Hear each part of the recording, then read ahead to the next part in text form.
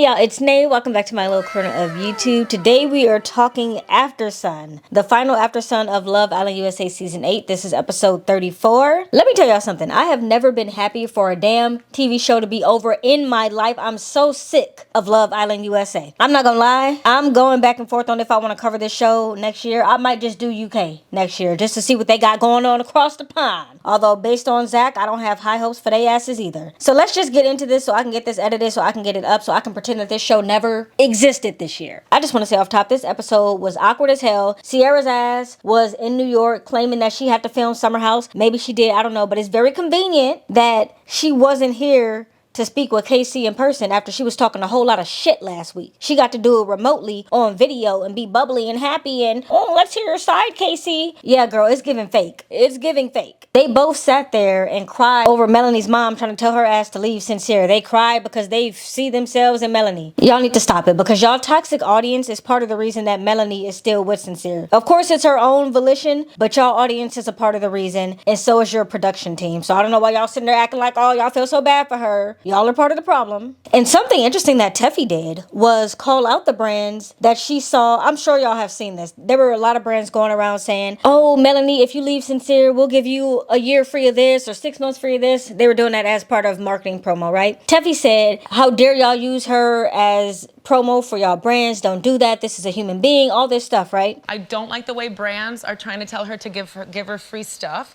if she leaves this man. I don't like the way that people are ragging on her. Do not shame this girl into being embarrassed for following her heart. Do not do that to this girl. She is like, what, 25 years old? Do not make her part of your marketing campaign. That is cruel. That's all I want to say. But I noticed, and maybe she said it and we just didn't see it, but I'm going to go ahead and say she ain't say it. I noticed that they didn't have that same energy for the brands who were calling out KC. Disney Channel. This is a kid's station. Why are y'all even worried about Love Island? People who watch Disney Channel aren't even of age to see something like Love Island. Why are y'all piping up? Sarah V, who conveniently have deleted the post where they put KC in a dress and made TiTi bigger and taller than him, standing next to him in a dress as well. Didn't have no heat for Sarah V, probably because y'all are partners with them. Or something I've seen in the last couple of days, Cosmopolitan, a literal publication, speaking up on KC and having his quote be something negative when they put pretty much everybody else in a positive light. So you are paying attention. You see that these brands are saying things. You're just biased. So of course they saved KC and TT's part to the end because they know that they're about to lose a lot of viewership come tomorrow, so they're trying to milk it. I did watch the whole thing because as someone who's doing commentary, I feel like it's my duty to watch the whole thing just so that I can get the fullest picture possible from what they're showing us. So of course I did watch the whole thing. I'm probably going to watch the whole finale tomorrow as well, even though I don't want to sit through them damn dates. But I'm going to talk about KC and Tierra first. When we see KC and TT get their phones back, they start talking about the fact that they feel like they've been held to a higher standard because they're a black couple. KC got a lot of heat, and it could be because, you know, we are black, and especially me being from LA, having braids in my hair, the way I talk, immediately I feel like I'm going to be viewed as aggressive.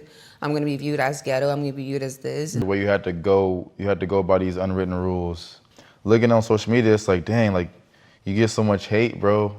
And like they don't even know you. They spoke nothing but facts. We all know that to be true. At least those of us with common sense know that to be true. So yeah, like I said, I hope they walk away from Love Island and pretend that Love Island never existed. I hope they mind their business. And I don't want to see Love Island calling them for Beyond the Villa. Because truth be told, without KC, y'all really wouldn't have had a season. Y'all used him to kind of create a narrative around. And he created a lot of the conversation around your show online for the season. So y'all can have Beyond the Villa. Y'all can have Sincere on there showing out, dogging Melanie out, but don't call KC. And I hope that he is listening to what a lot of people are saying online, which is get you a good PR team. I know some people in the industry of talent management and PR. If you need somebody, I know someone really good who advocates for black people, who advocates for LGBTQ. I know that's not KC's area, but I know someone in the industry if you need that in LA for you and TT. And I hope he gets a good PR team, and I hope he stays away from interviews where people are going to try to put him in a box. And if he does end up being in an interview, that he exercises his Fifth Amendment right and he don't say shit to them people. That's what I hope he does. So they ask him about his relationship with Aniya. Of course they want to start with the door thing, even though everybody's claiming he keeps bringing up the door. It's the first thing that they brought up, and he's saying what all of us with sense have been saying since day one. She needed a lot of reassurance, you know what I mean? And I gave it to her day in and day out, but you know, it got draining.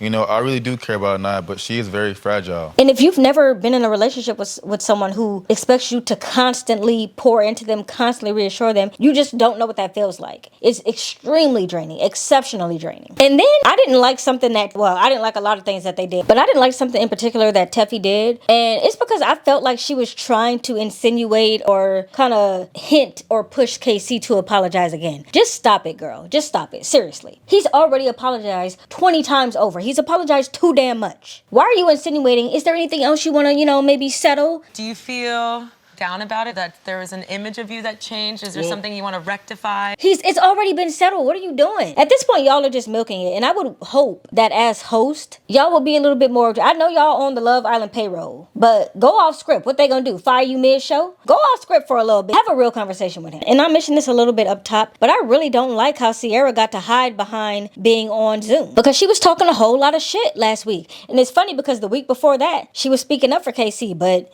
she didn't like, I guess, the internet coming after her, and then she rolled it all back. It's giving flip-flopper, girl. It depends on which week it is, what you gonna say. Because all of a sudden, she's giving KC pep talks. Don't listen to what the internet says about you. You know who you are. The people, you were part of the internet talking about him. Your image on the internet is not who you are in real life, okay? And I know we're on a reality TV show. Shit, even the stuff they say about Teffy and I on After Sun.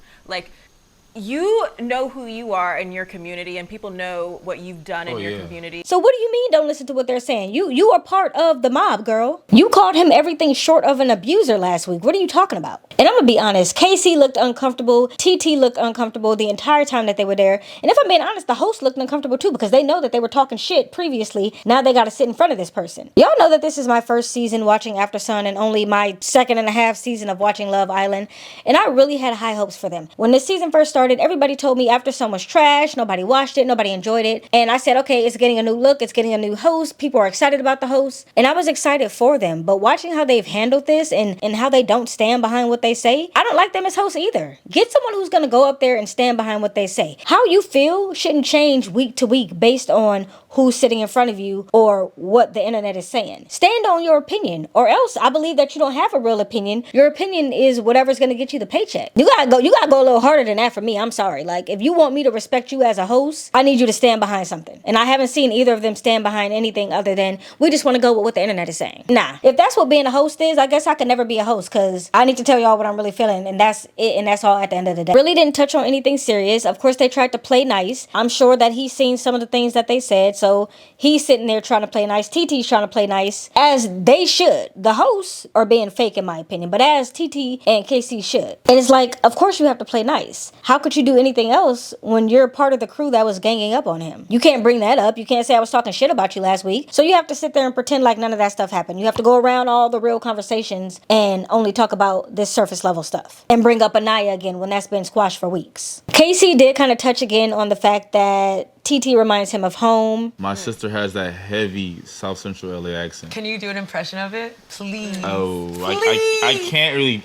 It's a cadence. You know what I mean? And honestly, being from LA, I know exactly what he's talking about. She does very much have a South Central cadence. And when you hear it, you just know. I'm not even from South Central. I'm definitely not from that part of LA. Listen, that's a lot rougher and tougher part of LA than I am from, as y'all probably can tell. But she very much does have a South Central cadence. That's why when I heard her, I said, oh, she really from LA. Yeah, she really from the city. She about that. And that's why when I saw the way that they were going after her when she walked back in from Casa, I said, y'all don't understand. TT gets active. Y'all might want to pipe down. She's big TT, not the little one for real. I don't think y'all understand. Y'all not ready. They did ask the entire cast that was sitting on the couch if they intend on remaining friends with anyone after the show. Everybody says yes. I don't think everybody meant yes. TT, being the honest queen that she is, says absolutely not. No. I would say yeah. No.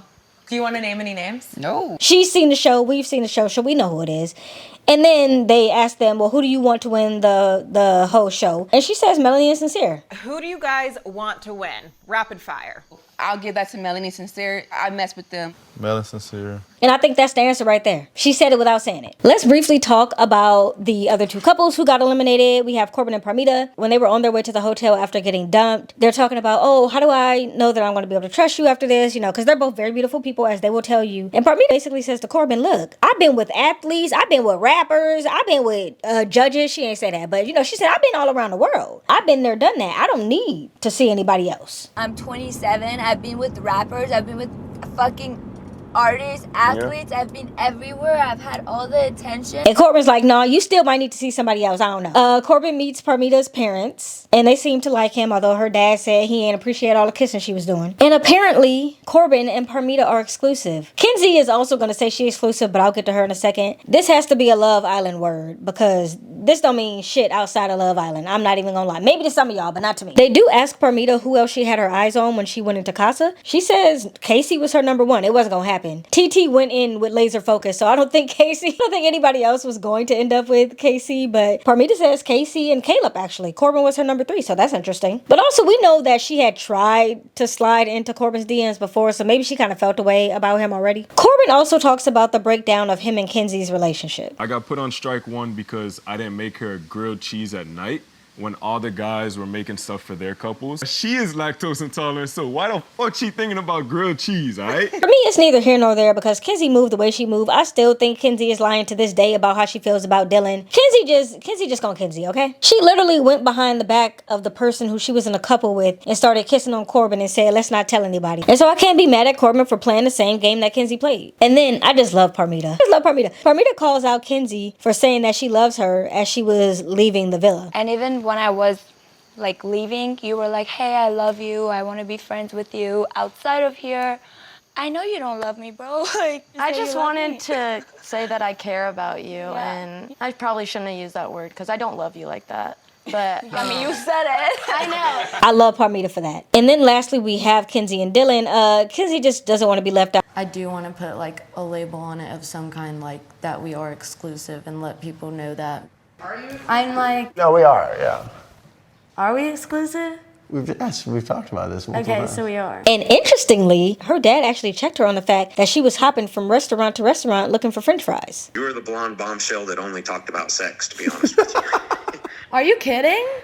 Super easy for a dad to watch. They make Kenzie do the splits. She says the first thing she does in the morning after she prays and reads her Bible is the splits. She really is about that split life. They also have Kenzie readdress her roster statement. That's when literally the first day she came in and said, I'm not a girl who has a roster. And Kenzie clarifies by saying, well, what I really meant was, I don't have a Snapchat. Some people talk to a bunch of people on Snapchat. Girl, that's not the only place you can have a roster. I believe you've had an in-person roster, but you think because you're not talking to 50 people on Snapchat, that somehow makes you better. Girl, we saw you on Love Island. You have a roster and you know how to handle a roster. And Dylan needs to be prepared for that. And probably my favorite segment of this After Sun episode came with Kenzie. Because to me, it really showed the power of how y'all can see something with your eyes and hear something with your ears and still let the narrative that's being built around you tell you how to think. Kenzie says, the reason that I was moving petty with Corbin is because he made that comment of Kenzie's gonna be out the window. And then Teffy says, well, Corbin said he never said that. And then Kenzie says, it's literally on camera. And then Teffy says, actually, girl, that was KC who said that. And she says, I literally saw Corbin say it. And Teffy says, no, that's not what Corbin said. Heard that sentence, Kenzie out the window, but Corbin's like, I didn't even say that. Oh, he's a liar. KC said that. How does that make you feel? I literally saw him say it, and all the girls saw him say But it. it's on the video. It's on the video. Of Casey saying it? Yeah, it wasn't Corbin. Corbin didn't say he's out. Yeah. Corbin said, oh, I'm in trouble, and then Casey said, Kenzie out the window. It's on video. No way. You can see something with your own eyes, hear something with your own ears, and still let the narrative that's being told to you form your opinion. Please understand that that's what a lot of people have done this season. And it's the same thing that happened between Trinity and KC when KC came back from Casa. Excuse me, I have a question. How come you said that me and Bryce didn't deserve? And KC said, I never said that. And Trinity said, you're lying. Kenzie was like, why didn't Corbin ever tell me that? Because you called him a liar, girl. Anytime someone tried to clarify something that was said, you called them a liar, even though your eyes and your ears are seeing and hearing. Listening ears. Y'all remember that from kindergarten? Listening ears. Y'all not using your listening ears. Even though your eyes and ears are not lying to you from what you see and you hear, you're still letting what someone else told you, the narrative that's being built around you, dictate how you feel and what you think and what you believe. You gotta stop doing that. Y'all are insufferable. And I know some of y'all gonna be like, oh, well, see, Casey said that. That comment is neither here nor there for me. Okay, he said it. He said Kenzie was out the window. Big deal. Again, that's conversation that he had with his boy that if it would have never been filmed, we wouldn't even know about it. So I don't even care. I'm damn glad that this season is over. And so yeah, these are my final thoughts before the finale, which is obviously tomorrow. Make sure you join our live afterwards. It's probably gonna be better than that damn finale. We're gonna be playing a drinking game. It should be a lot of fun. C had me get in my ranking for who I think is going to how I think they're gonna fare tomorrow. I said Trinity and Bryce are gonna win. Melanie and Sincere coming in second. Aniya and Carl coming in third, and Kata and Zach are coming in fourth place because remember they weren't supposed to be there anyway. Production had to rig it. They had to use 4 different votes to push them to the top and get Casey out. So in my opinion, they wouldn't even still be there. So that's my ranking for tomorrow. But join us for our live stream. We'll be there. We'll get into, I ain't gonna say we're gonna get into all the things because I don't think Sean or C are going to be watching the finale. But I'm gonna watch it just because I want to be an informed narrator, y'all. But catch us tomorrow on the live stream. I'm gonna get this edited, get this up, and then I'm gonna go on vacation and pretend like Love Island US season 8 didn't happen. KC, if you see this and you need representation, hit me up on Instagram. Bye.